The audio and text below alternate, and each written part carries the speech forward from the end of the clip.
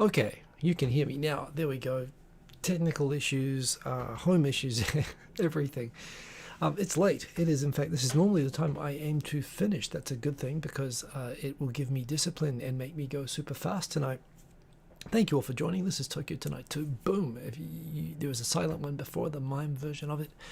Very good to see so many people here. I'm sorry that I'm late, but this is all the more reason why it's great that I've got some help doing some shorts of this, some short versions of this during the week, which you may have seen if you're subscribed. You should subscribe if you want to see the short versions. Yes, I will go through. There are a lot of topics to talk about tonight, except I have work tomorrow and it's 11:30 p.m. and I cannot, I absolutely somehow have to get through this without taking an hour like I normally do. So probably what I'm going to do is I will be less involved in the chit chat tonight. I will definitely scroll through and say hello though, although there are so many people in here. What have we got? Let's just see who's here. I saw that there was Razel Ghul and others there before, but let's just say the names. We got Sergeant Bilko, Odie Jr., Mr. Quaddy Chap, Thomas Theodore Sharp, sorry, Tawaiwai, excellent to see Tawaiwai, DJ Sunnyside Up. Who else is in here? I'm probably going to skip people going through this quickly, but I apologize if I miss anybody as I do this. Who else we got in here? I just saw Ago Minimal. Good to see you. First time you made it live. I'm so sorry. I was late when you made it live, but I'm glad that you made it. We have Quentin Rankid. As always, good to see the regulars in. Andrea Mulboy, super late for you, especially having a Melbourne lockdown. Hope you're okay with that. That's me telling everybody I'm going to be late. It turns out the show was much better without me, so that was a good thing. Shubus from Panama, excellent to have our Panama representative in the chat. We've got Iraq or Ilreach 299. Good to see Iraq in the chat. Odie Jr. And going through all the names. Who else is in here? Oh, I'm probably going too fast. I'm probably skipping people. Believe in yourself. Excellent to see you as always. Mr. Cordy Chep, I think I've already said. We've got Christopher Luke. Great to see you. Thank you for joining.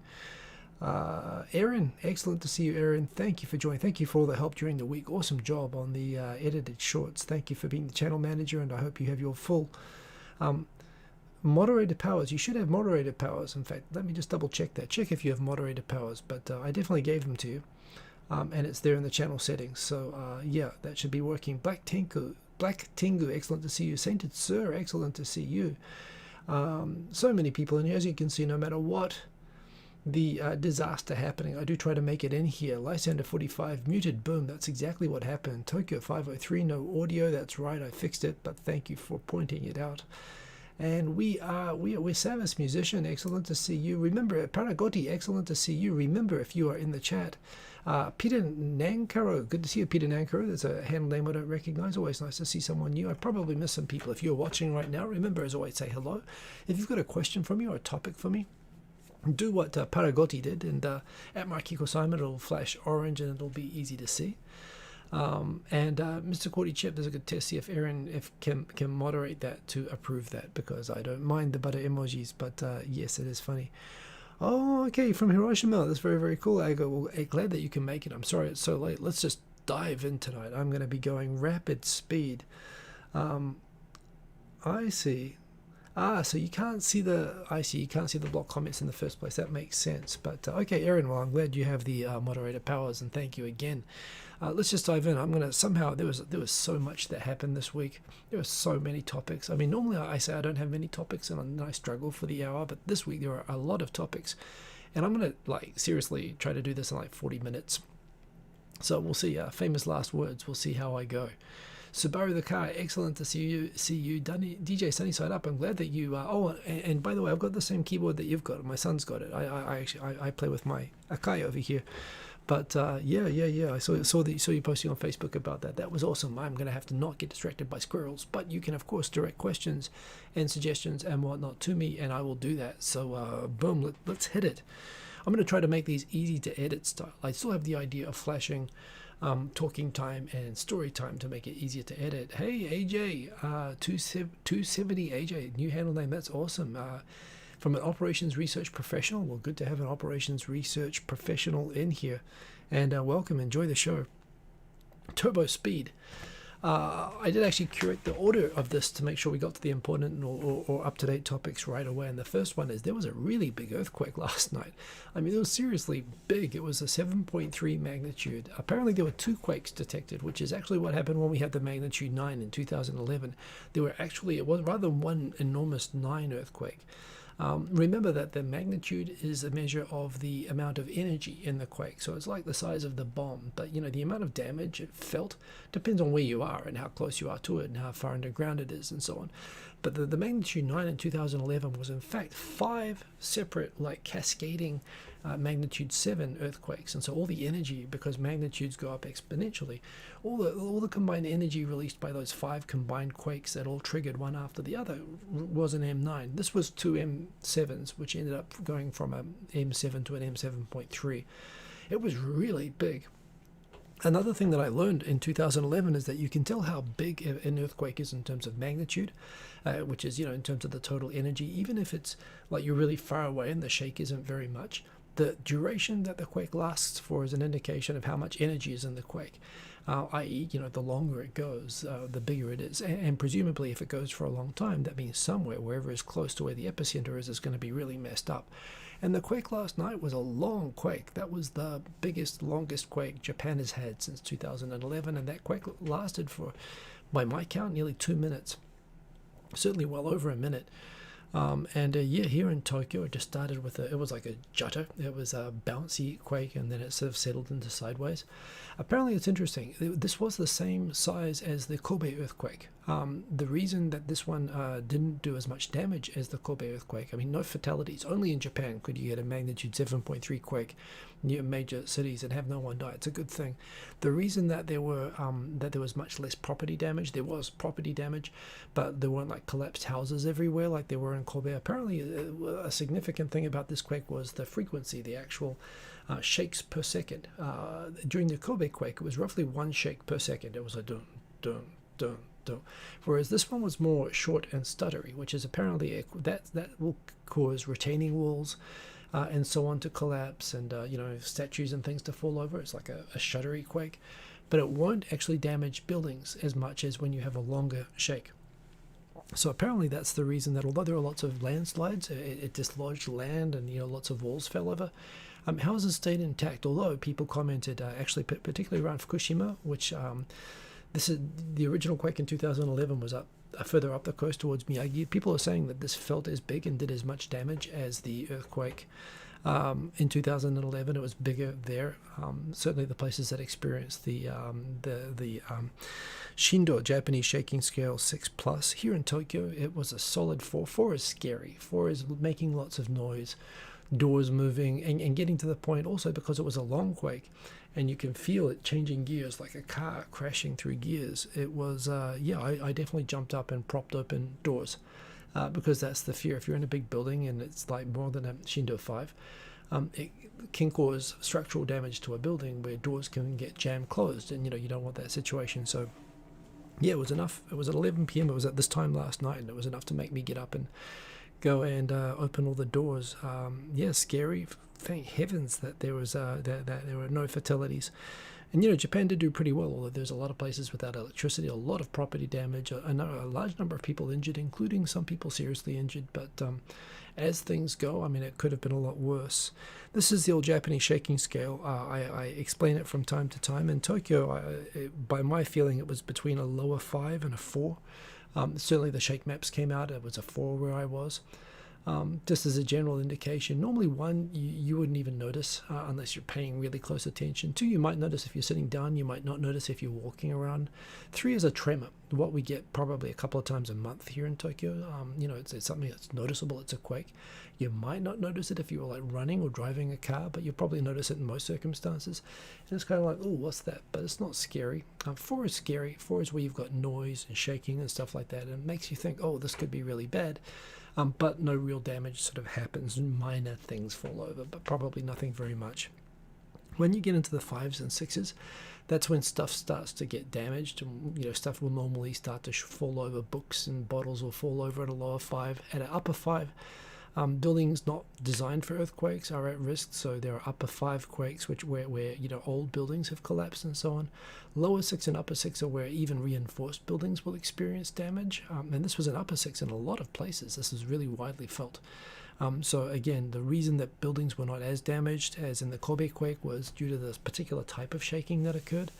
And 7 is just, off the scale. Would break and damage everything. And there were places that had 7 during the 2011 quake, and that's just ridiculous.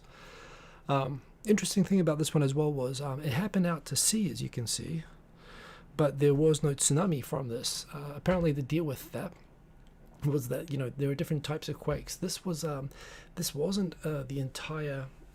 This happens from the Pacific plate going under the Asian plate. Apparently what happened in 2011 was everything was like the coiled up spring was springing back, and it was causing the actual sea floor itself to suddenly jump up all over the place. This quake was actually happening like on the on the Pacific plate, but way underground. Underneath the Asian plate, not under the sea. So it was basically happening in an already subducted piece of plate. So apparently they knew right away that there was no tsunami risk, and they said that, which is it's still fascinating, but it's just crazy how frequent these things are. It's a good reminder if you are coming to Japan. I mean, serious quakes are a 100% certainty anywhere in Japan, but particularly Tokyo and all the stretch where we have frequent earthquakes right now. And it's another reminder if you're living here, or frankly anywhere, even if you're in a place that doesn't have earthquakes, or pretty much everywhere gets some sort of natural disaster. Remember, have an emergency kit, have a battery powered radio, light, batteries. Normally you can buy them at hardware stores and so on, or you can look online for packs or whatever, get one from whatever online site you shop from. But you should definitely have an emergency pack around. Just you never know when this is going to happen. Hey Fogheart, good to see you. Stormtrooper 109. I just remembered I am segmenting. I'm staying on topic. But yes, stay safe, everybody. Certainly, if you're in Tohoku, I hope everyone is okay. Remember, this can happen anywhere if you're in Japan. And could have been a lot worse. So that was scary, and that happened last night. That wasn't very editing friendly. I started talking to you all right before I wrapped up properly. I'm going to be a little bit more mindful of that going forward. But that was a thing that happened last night. Next big story. Pandemic news. What's happening with the pandemic stuff? Well, first of all, the rate's been rapidly declining. I must admit, the rate in Tokyo, the new cases per day, everyone was focused at first on the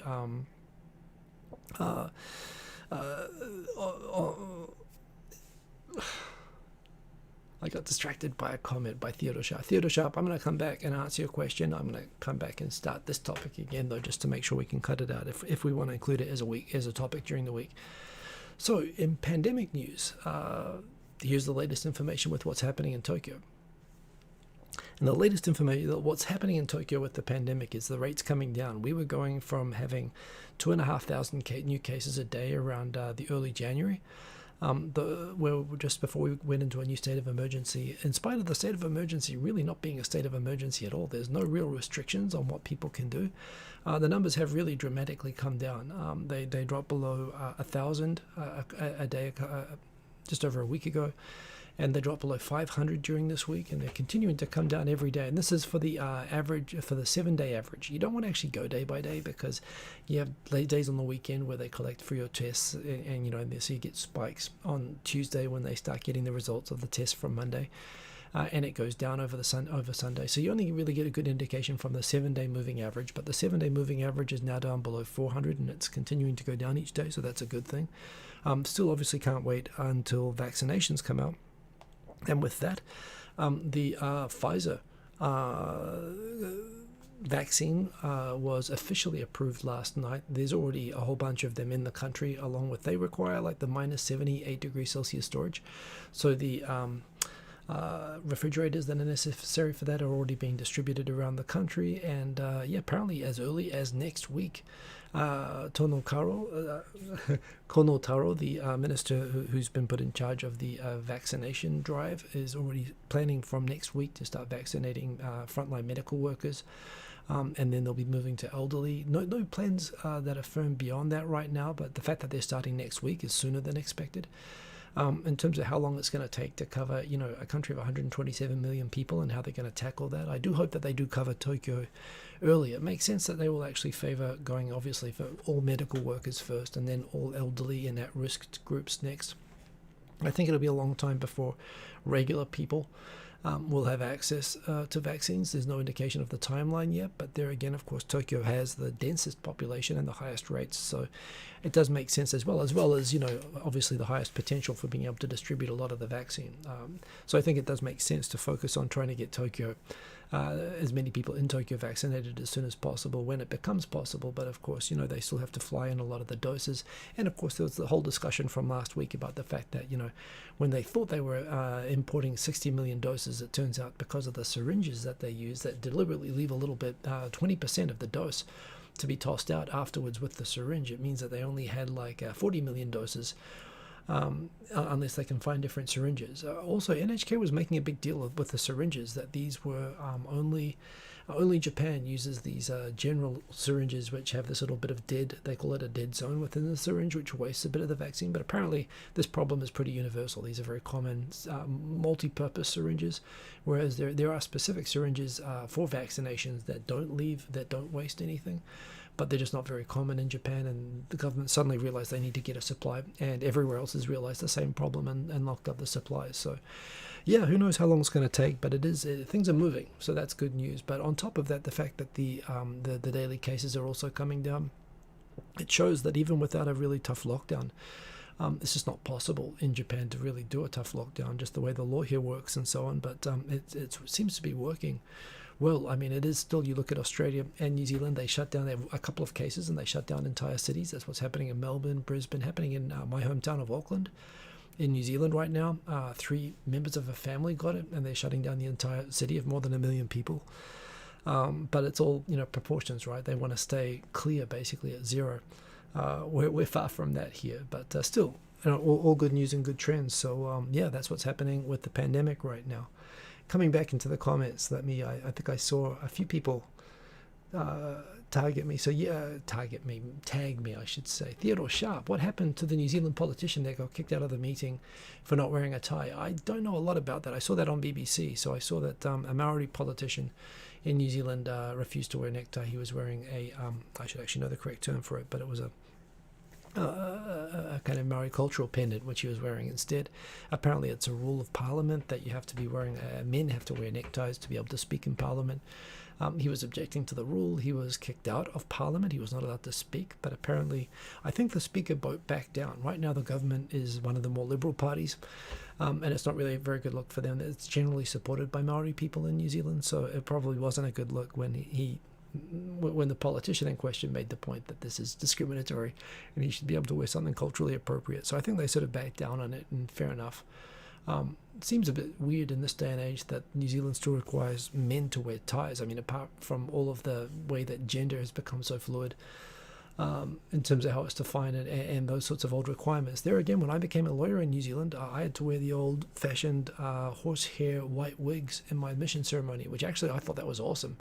But New Zealand's like the last country in the whole British Commonwealth just about. There are probably maybe some Caribbean islands that still do that, but yeah, basically New Zealand was the last like big country that required that. Although I kind of like that. But yeah, a bit old-fashioned, I guess. New Zealand doesn't like to change things, and that was a silly rule. And you know, yeah, the guy should be able to go out, especially if it's culturally, if it's a taonga, if it's a important sort of cultural significance for him, he should be able to wear it. And in Melbourne, you have the strain, now you have the UK strain in Melbourne. Well, that's inevitable, it's going to get everywhere. So yeah, I know everyone's freaking out in Australia, but honestly, you've got still got it pretty good, and I'm sure you'll get through it all okay. And Jacinda Ardern, I mean, that's an easy win to take, obviously. So yes, she did that. Trevor Mallard indeed did back down and made ties optional. Seems a bit silly indeed. Yeah, Aaron, yeah, hell yeah, I wore a wig. You know, it's hella cool. Well, yeah, the old-fashioned, British court wigs. So this is the thing about being a lawyer. God, I'm never going to get the show done in 40 minutes, but here we go. In America, like when you watch Law and Order or you watch TV, and I grew up watching American TV, so my idea of what a lawyer is basically to be like these sort of, movie, performing great speakers. I'm gonna be such a great lawyer. I'm gonna get, Jimmy Hoffa. Well, you'd have to find Jimmy Hoffa to be able to defend him successfully. Or let's say Al Capone. You'd be able to get anybody, off or whatever, just like. By being an excellent speaker and performer in court. The thinking in the Commonwealth countries, and New Zealand's kind of moving towards the American style, but basically the English philosophy on being a lawyer is, and this is very applicable in New Zealand, where New Zealand is just a country of people that hate to speak in public and are really sort of shy and self-conscious. There's this idea that the court cases must never be... The lawyers and the judge must be like as close to robots as possible. They're not allowed to try to sway the jury or the court by being impressive in how they speak. So, for example, when you're speaking in court in New Zealand, if you speak with an interesting tone, or if you say, like he was really, really dead, you'll get cautioned by the judge and saying no. You stop being frivolous, and you have to say the subject was deceased. You have to pull it in. You're not allowed to wave your hands. You're actually required when speaking, and the way when I was coached to actually hold your hands behind your back. You have to wear a black gown over your clothes, so that basically if you're someone who can afford an expensive suit, you're not at an advantage over another lawyer who has a cheap suit. And the purpose of the wig as well is to make everybody look the same. It's to basically convert us into sort of human robots, and women would wear it the same as men. So basically, when you have the same white wig on women and men, and their clothes are covered up by a black gown, and they're not allowed to change the intonation of their voice or use their hands, there's nothing left. You're just like a dictaphone. You still do your best within that, but men, women, rich, poor, whatever, like speaking, doesn't like speaking. The intention of it is to equalize. However, people have acknowledged it's dumb. And I think they abolished it. But I was very happy that when I was made a lawyer, I got to wear the clothes, which to me, I like that. I like the uniform of the profession I spent a lot of money and time learning to become a part of. So that was pretty cool. I don't know where Jimmy Hoffa is, but or do I focus? How am I going to get through this? Quentin Rankin, did I see the lawyer who mistakenly used a cat avatar saying, yes, I'm not a cat? Yes, I saw that, and that was very, very, very good.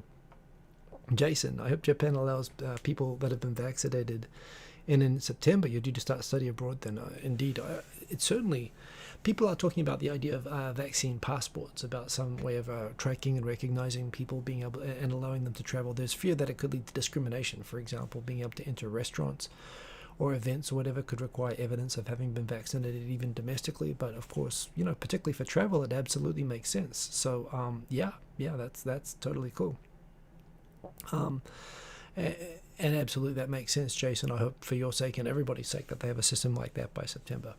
Let's move to the next story. I'm going to try to make this editable. I'm going to do a fancy title. I'm going to leave a little gap where they can where Aaron can drop in the title. Oh, by the way, I made new theme music. I actually edited a track. I made a hip hop beat, and then I got some big Japanese wadaiko drums, which I was playing with like all fingers on my iPad.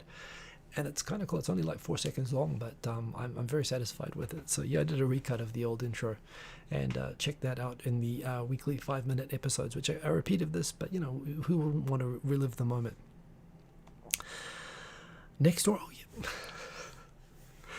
yeah. In other pandemic-related news, things are going so well, the government feels like it's time to make it worse again. So they're already planning a resumption of the GoTo Travel and COVID spreading campaign. So you all know what the COVID travel campaign is. I think I've already talked about it multiple times. It all goes back to, in Japan, like in all the other countries, politicians need to fundraise in order to run elections, in order to get re-elected. And the party president of the LDP party, Toshihiro Nikai, one of his sponsors, they're like Formula One cars nowadays. They're sort of covered with corporate sponsors. He's sponsored the party president, not the prime minister, but the person who's like the chief organizer of the LDP, that's the ruling party, is sponsored by the Japanese Tourist Association. And when COVID hit, it was just after the elections, and he thought, you know what would be really great for that pandemic? We should have a massive tourism subsidy campaign. when people say, how one, how could you think that's a good idea, and how much exactly did your sponsors donate to you? It turned out they donated $450,000 to his campaign, which by global standards is not very impressive, certainly not impressive enough to justify deliberately spreading COVID-19 throughout the country, but apparently it's enough in Japan. So he belligerently sort of said, I mean, for all the industries that are having economic trouble, apparently the government decided to empty the coffers to give everybody vouchers to go to restaurants, to go traveling, as if this could be a good idea. And there are actually now university studies showing what a terrible idea this was, and that almost certainly did contribute to the nationwide spread of COVID-19 during the third wave that we're just now currently on the back end of. The first and second waves were only in the main cities because people stayed at home. But when they started giving everybody in the main cities travel vouchers to go to small towns, well, all of a sudden people in small towns started getting COVID-19. It's just amazingly self-destructive and just the epitome of Japanese money politics. I mean, seriously, it is like they are trying to get fired and lose on purpose, but this is what they did. So, yeah, and even when it was raging and we were having thousands of cases per day and about to declare another state of emergency, the government was sort of like, yeah, well, maybe we should put a pause on GoTo Travel, at least for people from Tokyo, because all the towns, even the towns that were getting money and benefiting from having tourists, show up and paying for stuff, and remember, tourism industry has been dying because of this, so there is a degree of need for it. But even places that were dying were like, yeah, we're very happy for the tourists, but no one from Tokyo, please. But in a way, it's good for Tokyo as well, because, of course, as I've pointed out before, spreading the virus around meant that people couldn't discriminate against Tokyo so much because everybody had it. We're all a big, happy family. Give us a big hug and a sloppy kiss. I think that's pretty much what that was the upside of the GoTo campaign. But here we are in the middle of a state of emergency in 10 cities and prefectures, and government has already, the transportation minister and Nikai have already said, we better restart that old tourism campaign as soon as possible. So, $450,000 buys you a lot of Japanese tax and corruption and disease, some fatal diseases in Japan. So congratulations on that. And I can't believe that we are still in the middle of a state of emergency and they're talking already about resuming such a wrong-headed campaign. But welcome to Japan. And back into the comments. Good night, Andrew. I'm impressed you stayed up so late. So, yeah. Folkhart, yeah, go ahead. I dare you. See how much you do. No, you know what? I seriously don't. But, geez, it is 11:59. I'm like 3 stories in. And, oh, God.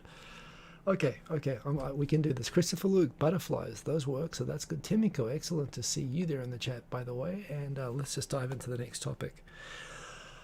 The Olympics. Where to begin? I tell you, the Olympics this week, I don't know where to start, I don't know where to end.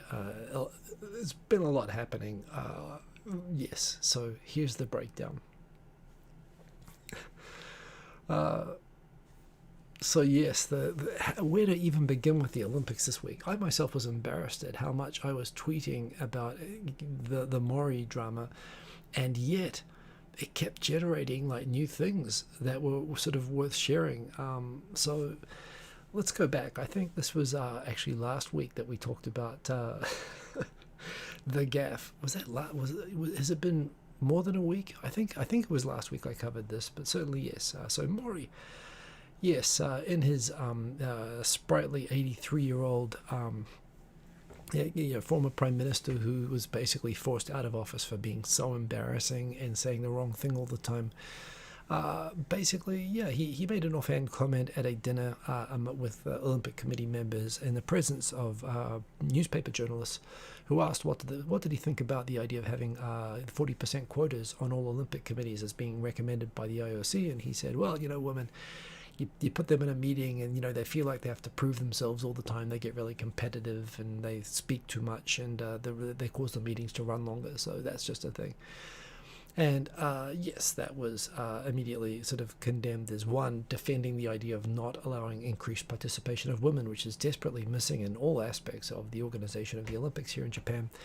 and reflected a mindset that, you know, that it's good not to have women and that they were detrimental to participation, even though when people looked at, okay, well, how many women have been on committees with him, and the answer was not very many. Even for the Rugby World Cup, only one woman was on a commission for that, and she went straight to the news and said, yeah, I think that was me, and I don't think I talk that much. And then they asked him, where did he get it from? And he said, oh, I heard it from my friends who know women. I don't even, I love women, you know, some of my best friends are women. I just heard it. You know, so he kind of did all the normal dodges and weaves, but, you know, the outrage generated by the comment, and it wasn't just the comment, it was the fact that, as I said last week, the most surprising thing was that Mori hasn't said this like every 5 minutes since he's been in the role. He's done great, I suppose, if you think that he's gone a whole year somehow holding this in, because if you know Mori, you know that this is absolutely what he sincerely thinks. So yeah, we got to this point where, you know, he did the inevitable, he did the bow, and I retract the comment and apologize if, you know, I apologize that you misunderstood me. And it was actually a terrible apology. He actually turned on the people who were asking him questions and kind of started, it wasn't even a very heartfelt apology, and he immediately disclaimed aspects of it later on, saying, well, you know, but women do actually make them take longer. You know, he sort of, it was the worst apology ever. However, the IOC said it was over. Funnily enough, Nikai, the guy who I just said wants to do the GoTo Travel campaign, he was like, yeah, you know, some people might be offended by comments like that, but they'll get over it and forget about it right away. They're just being emotional. So, you know, all of Japan's finest and most enlightened minds were chiming in helpfully on the topic. And of course, the result was that when you have a lot of volunteers, remember, who are making an enormous commitment in the preparation and during the games themselves, they'll be stopping their normal jobs and they'll be doing their volunteers. They're doing all the stuff for the Olympics for free. And this is in the midst of a pandemic, which everyone thinks it's a terrible time to be having the Olympics anyway. And, you know, remembering that athletes are probably going to be bringing it in, it's going to be dangerous, it's a stupid idea. And on top of it, you're doing it, giving up all of this time and making these commitments for an organization headed by a man who just clearly has contempt for women, and that was laid bare in the layers upon layers of statements he was making first following the gaffe. The other thing that was happening was, well, lots of people, 740. In fact, the Tokyo government reported that the number of people who filed resignations as volunteers, saying that it was because of Mori's comments, ended up being over 1,000. As Nikai said, yeah, you know, they're probably just being emotional and they'll get over it right away. But yeah, it sort of escalated where, even though the IOC said it was done, the number of people calling the Tokyo prefectural government, complaining that, you know, how you're spending our tax money on a campaign being run by this jerk. And of course, remember the minister for the Olympics, Seiko Noda, as well, Seiko Hashimoto, I think, and the Tokyo governor are both women, right? And of course, the reactions to this, the Olympics minister was mortified. The Tokyo governor said this is absolutely wrong-headed, and these are both very, very conservative politicians. And it actually came to a point where the IOC president, Bach, was planning to do a meeting to sort of decide on upcoming sort of plans involving the Tokyo government, which is paying for most of the Olympics, and the Japan Olympics president. And the Tokyo governor said, well, you know, if Mori's going to be there, it's going to be sending a bad signal if I'm there, so I'm not going to attend meetings with him. Which basically, you know, she is the piggy bank for the Olympics, you know, running this. So it's pretty much her, of all the people that started piling in on Mori, that, you know, he really had to step down. It was really, it was the Tokyo governor, Quake, who really put in the final dagger, the decisive dagger that actually did it and forced him during midway through the week to resign. He had initially said, yeah, I thought about resigning. I asked all the women, hey, tea lady, do you want me to resign? And oh no, you know, they all told me that they couldn't live without me, and they wanted me to hit them again. So more or less, you know, he was like adamant that, you know, women love him and that he needed to stay on, even though he had offered graciously to resign. But it turned out that people not in positions reporting to him, when they were given the freedom, everybody agreed it was a good idea for him to resign, and he did.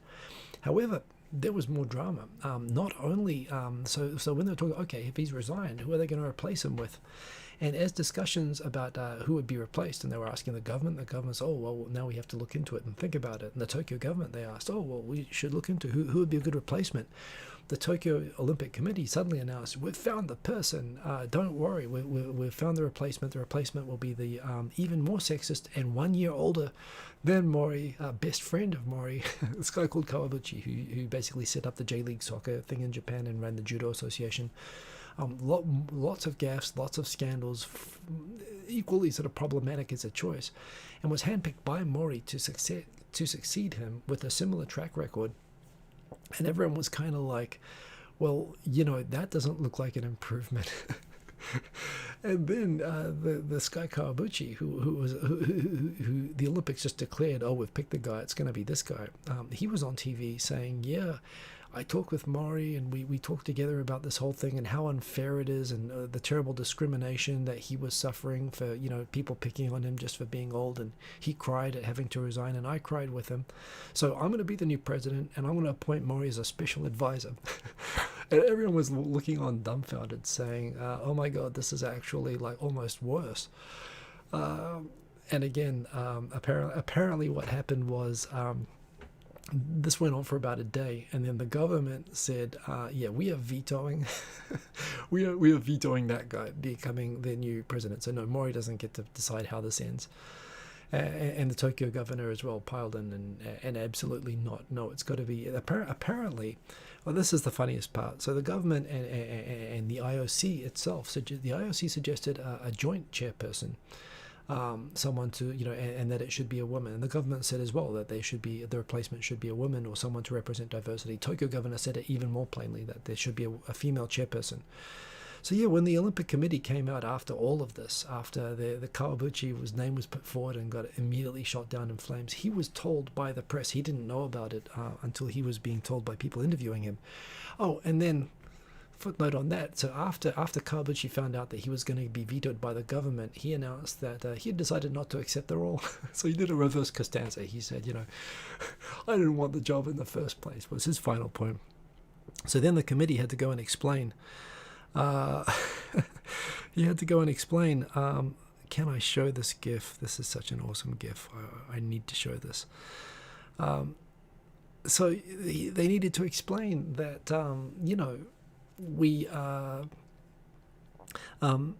we're going to look for a new appropriate chairperson for the Olympic Committee. And so as they announced this to the world that the Tokyo Games, they're not sexist, they see women equally and they're going to find an appropriate woman chairperson to take over this. This video came out, you could see they're coming out with a woman. Is she going to be the new chairperson? Perhaps she is. There's the person from the committee who's going to make an announcement. He's being told to go to a seat, but that woman who went up first, yeah, she could be the new chairperson. There she is. She's holding a chair. She is a chairperson. They fulfilled the mission. They did exactly what the Olympics told them to do. She is the new Olympic chairperson. She's going now. That was all that she had to do. Her job was looking after the chair. I think that was a translation problem. Welcome to Japan, 1 step forward and 2 steps back. So yes, there are rumors now that the Olympics minister is probably going to step in to the role. Yeah, she's just going to take the whole thing over. I mean, the whole thing's being kept on life support with government, with central government and Tokyo taxes. But that was a thing that happened. That was just remarkable. That was a literal interpretation of wanting a woman chairperson. And while all this was going on, the Olympics, the official Olympics account, decided to update their banner. Beijing 2022, just 1 year to go. So as far as they're concerned, Tokyo isn't even happening anymore. And yeah, I suppose they were kind of doing Tokyo a favor by at least reminding us that, yes, well, Japan may be the sexist games. At least they're not in the middle of carrying out a genocide. So, Tokyo's got that going for it now that we all remember that actually it is less than a year until the Winter Olympics in Beijing. And how in the hell are we doing the Olympics in Beijing with everything happening over there right now? Japan doesn't look so bad anymore.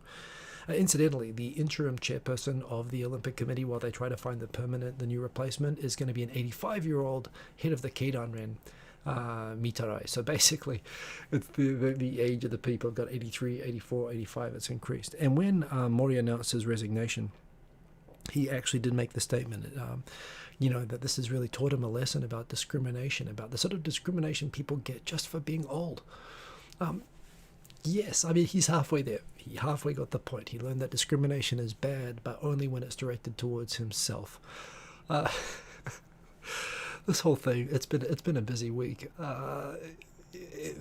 The unintentional entertainment value. I think like I was on Monday saying I'm not going to tweet any more about Mori or any more about this, and the drama just kept coming. And seriously, someone's got to make a movie out of this. It's just it's awful and funny at the same time, and that is what's happening with the Olympics. I'm sick of it, seriously. And honestly, this whole thing just shows it just needs to be put out of its misery. I think the Olympics actually had the right idea.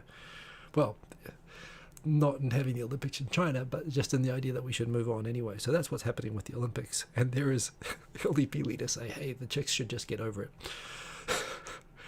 He's turning out to be on the wrong side of a lot of key decisions. Into the chat. It has been a busy week. Yeah. Well, see, in Lysander 45, they did have the Olympics in Germany in 1936. But would they have done it in 1943? Because that's kind of the situation that we have now. I mean, everybody knew that, the Nazis were kind of not great people. But, if they actually knew about the concentration camps being in current operation, I mean, are they going to ask them to let everyone out of the concentration camps during the duration of the game? I mean, how does that work? How many countries, including Nazi Germany, they didn't actually, the Nazis were thoughtful enough to, even then, as racist and awful and evil as they clearly were in 1936, they weren't doing the Holocaust yet. And who knows? I think the current situation is a whole new level. That's setting aside Hong Kong and all the other problems. So yes, but no, Japan's got plenty of entertainment to keep us occupied until then.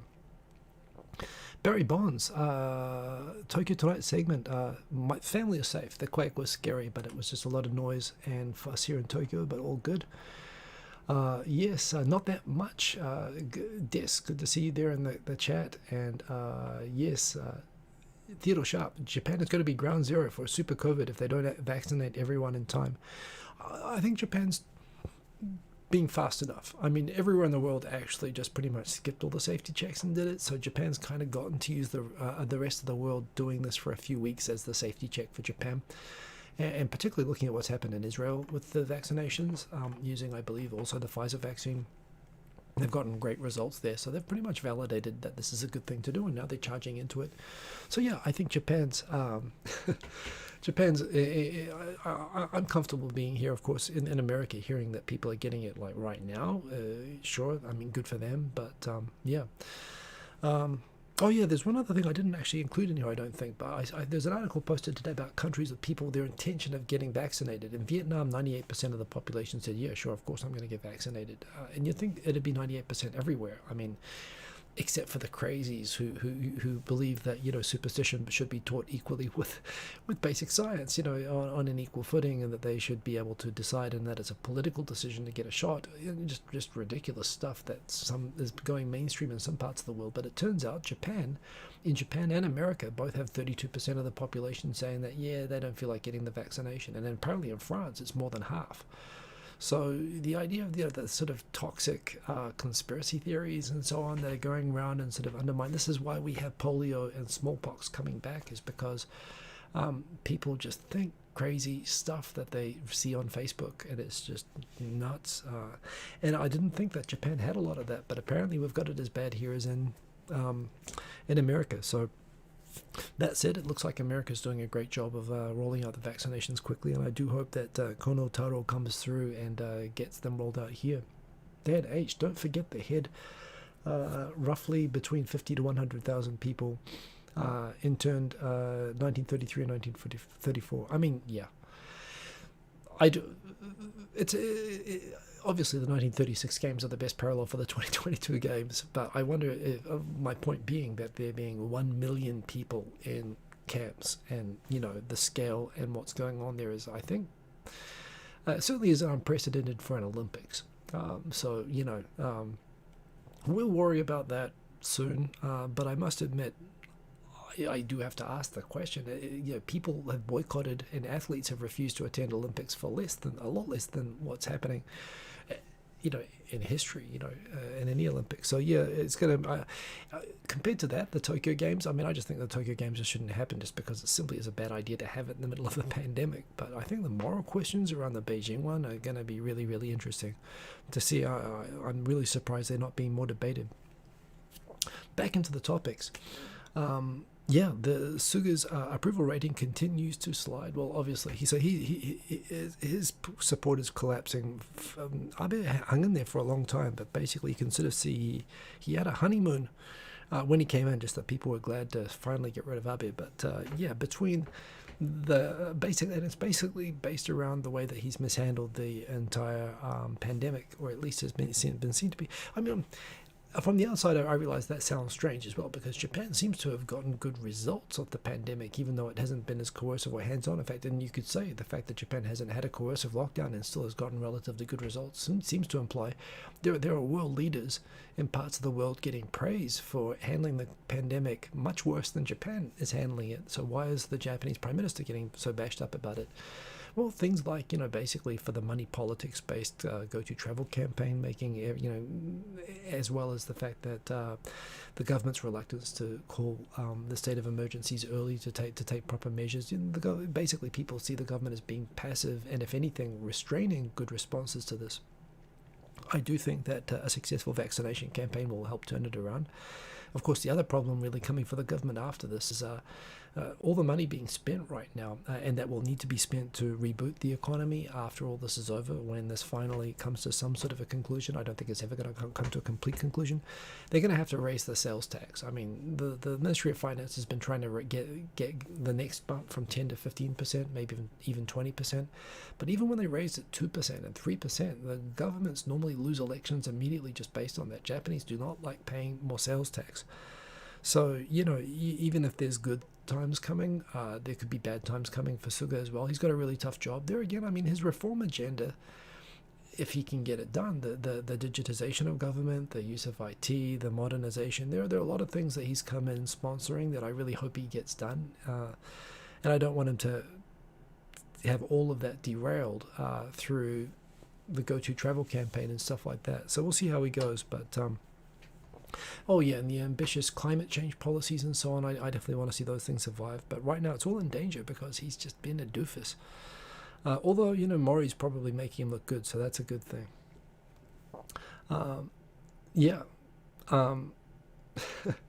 EDIR, that's right. Japan, but this is exactly the point. As Dan H. says, Japan has one of the lowest sales taxes in the world among developing nations. The Ministry of Finance points this out. Yet, even the tiny sales tax that Japan has and the small incremental increases have brought down the LDP. The only times that the LDP has ever been kicked out of power since World War II were all directly connected to the sales tax. The introduction of it in 1995, the increase of it, the debate about increase of it, basically it always brings down governments. People in Japan, don't like to pay sales tax. I agree, it's actually a reasonable tax to pay. New Zealand was actually one of the countries that pioneered the GST. New Zealand has an electoral system where basically there's no separate executive, there's no separate chambers. There's basically like a city council. The New Zealand government, it's just which means that when you elect the government for 3 years, they're basically a dictatorship. You do get to vote them out after that, but they have a complete free hand. So long as they have the majority of numbers in one chamber of government, they can do whatever they like. And they had some economists in 1984 who decided, let's try a sales tax, and it turned out to be a very effective way of collecting tax. And it caught on. So New Zealand's partly to blame for people who don't like it, but obviously it replaced a 66% income tax rate that we had in New Zealand and Scandinavian countries as well.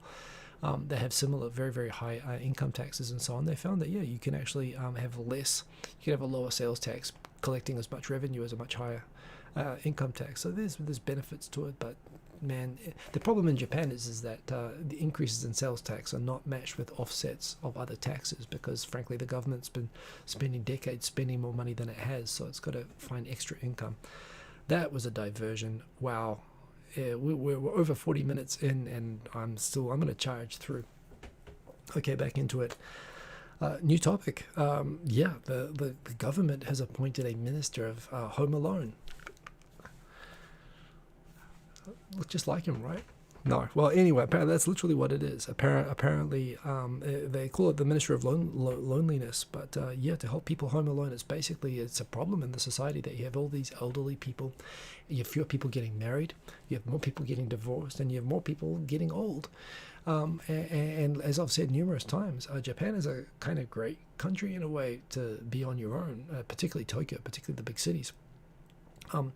But lots of forces, demographic, marriage, and in terms of people not getting married, and in terms of married people getting divorced, yeah, the whole society is going towards an increasingly elderly, living alone society, and there's a lot of problems with this. I mean, starting with the fact that elderly in increasing numbers are dying without anyone discovering for weeks or months that they've died in their apartments. So city councils have tried to figure out how to even go and find these people, how to make sure people are being cared for, and so on. And it's at a level that it absolutely makes sense to actually have a government, focused on the idea for things like telework, for things for making sure that people can have access to health. Again, if you have an accident or you get sick all of a sudden and you don't have someone to look after you, these are problems Japanese society, most societies haven't had, but it's a first world, not exclusive to Japan.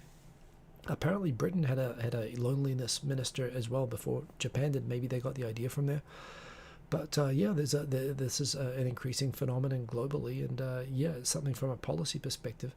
The government doesn't do a lot of things for people because it's always assumed that families will perform a certain role that the government doesn't have to do.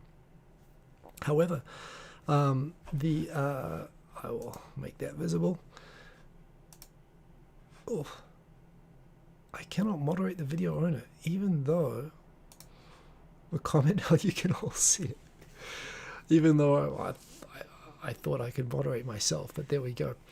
So yeah, it's an increasing problem where the role that families and so on have traditionally done for people, now the government is realizing that there's a gap and it needs to fill in because it's actually causing problems about what to do with medical care for people, what to do with elderly care, what to do with burials, what to do with other social welfare things which typically are done by living with people and having social contact.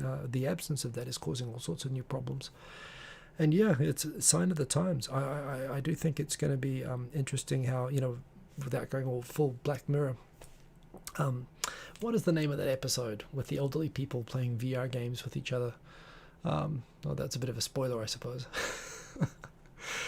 There was a Black Mirror episode about this. It's kind of, I can see in a way, the internet, kind of obviously is going to be part of the solution to this, and I think can actually be an awesome part of the solution. But of course, we are definitely right now in the terrible teenage period of the internet, where right now everything is just as bad as it can possibly be.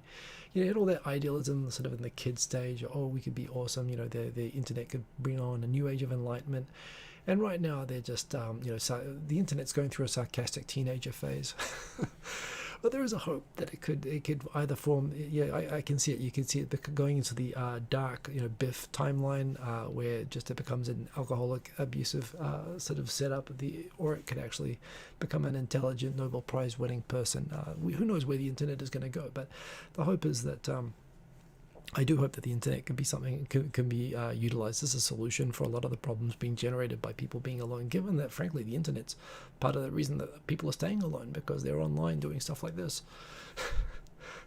It's hard to balance, but I suppose figuring out how to utilize connection through this sort of thing in a positive way, it's nice to see that the governments in Japan and elsewhere are starting to think about this. Next story. Black Mirror, it is very, very well. It is, you know what? It's a dangerous thing to say that it's good, because there are some terrible episodes, including the very first episode of Black Mirror is awful. It gets really good around the second or the third season. I do recommend it. DJ Sunnyside up there. The good episodes are among the best things I've ever seen. Like the best, made for TV type content ever. But the bad episodes, you better brace yourself, because they're also bad, and it's unrelentingly dark. But it's very well made. I do recommend it. Back to the news. Saitama, the New Jersey of Tokyo, is basically they have this thing. There's an interesting point I also picked up on right away. a prize of credit and praise for anyone in the comments who can pick out first what the problem is with this photo. So yeah, the in Saitama, apparently they've passed an ordinance that is going to ban people from walking, or the actual problem is when people run on escalators. So for those of you who don't know, of course, you know, in a place like Saitama, Saitama is a place where if you oversleep and you are at the train station, you've probably got a 1.5 hour commute to work. So basically, you know, missing your people are probably more likely to be scrambling onto trains and rushing in. You know, like, you're really in trouble if you're late and you're starting out in Saitama.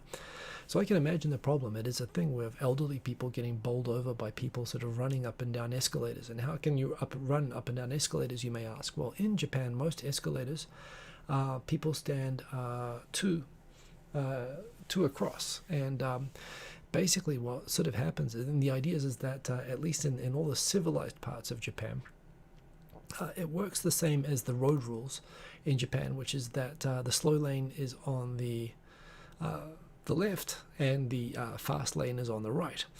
The idea being that if you want to, if you just want to stand and enjoy the ride up, you can just stand on the left hand side, but if you want to move up and go in the passing lane, you go on the right hand side. The only exception to this is Osaka, which is just insane, and that's proof of it. And as Aaron correctly picked out, that's exactly what this photo indicates. Although people are standing on the right hand side, that's an Osaka move. They are just crazy, and probably Tokyo people are just like probably running into the back of them and screaming at them. Who knows? Maybe they do it just to stick one to Tokyo people, but they're the exception. Pretty much everywhere else in Japan, you stand on the left and you can walk, and if you're late for work, you may run and push on the right. And of course, what happens is sometimes you'll just get people running up and down escalators, and they'll knock people over on these escalators and cause injuries, particularly to elderly and whatever. It's dangerous and it's antisocial. In various parts, I think Kanagawa actually tried to get people voluntarily. They just put a thing where they declared there will be no more walking. Both sides of the escalator will be for standing only. However, everyone is so used to the idea that you're not supposed to stand on the right and that it's okay to walk on the right that basically it didn't work. But apparently Saitama is going to do it with actual penalties now. They're going to be fines for people who walk on the escalators. So yeah, the question is, who's going to be brave enough to stand? Even me, I would feel super self-conscious standing on the right-hand side of the escalator. You basically feel like you're being in a little tiny car in the fast lane of a highway with like trucks coming up behind you. That's how it will feel. It'll be a bit white knuckle in the beginning, but yeah, it's a safety thing. And honestly, if you want to run, use the freaking stairs. Better for you anyway, right? So yeah, Saitama is going to attempt to regulate kind of what's become very entrenched, except in Osaka, obviously, which is where this photo is clearly from. So why they picked out an Osaka photo for this, I guess it's all that they had on file, but yes. Another story, they've got cashless payment. Well, this is just a minor one, I suppose, but I was actually, I was on Clubhouse. I've tried Clubhouse. The thing about Clubhouse is I find it like karaoke. I like to talk. That's why I do this. I come here, or I can just talk with you all every week. And I find with on Clubhouse, it's like if you get into a karaoke room with a whole bunch of people who like to sing, but you know, too many people basically have put in songs, and it's just to get your turn to talk. You either have to be kind of bossy and aggressive, or just super patient. And it's good if I've been in a couple of rooms which have actually had really good discussions, and I've been okay sitting back and listening to them. I actually learned in one room, for example, things like apparently in the Edo period, people would use the noren, the curtains on the top of shops, to wipe their mouths, and so good shops would have extra dirty noren from people wiping their mouths on it. Apparently that's a thing. There are a couple other little factoids I learned that I thought, well, those are really, really cool. Apparently, like, for example, the reason that taps in Japan are lift and not pushed down like they are in other countries is due to earthquakes. During the Kobe earthquake, I think it was, a lot of floods, internal floods were caused by taps just from the earthquake going down. So, yeah, they changed the building. They made it a building requirement that all taps have to be lift. Little things like that. So there, Clubhouse has its moments. But yeah, there was one discussion I had which was kind of interesting, people talking about cashless payments. There are different systems in Japan, but it's the thing a lot of people notice when they come to Japan, it's still definitely the case, is that cash is still very popular. Credit cards are not widely used or accepted. So where in Australia or New Zealand, or when I'm in America, you use credit cards for everything, you really can't use well, you can use them more and more now, but less often than you can in other countries.